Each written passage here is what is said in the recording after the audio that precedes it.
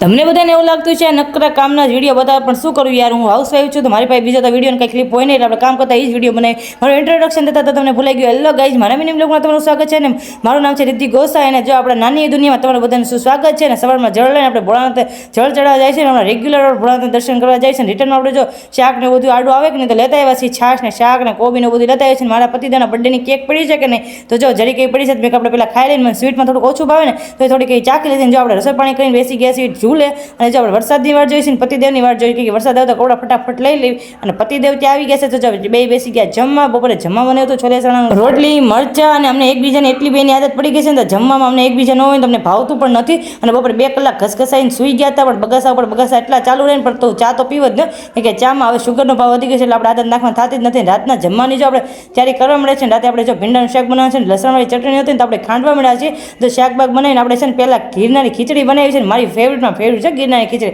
તમને બધાને ગિરનારી ખીચડી ભાવે કે નહીં કમેન્ટમાં જરા કહી દેજો. મળીએ કાલે નેક્સ્ટ વિડીયોમાં. ત્યાં સુધી મારો વિડીયો ગમતો તો like share subscribe. Har Har Mahadev.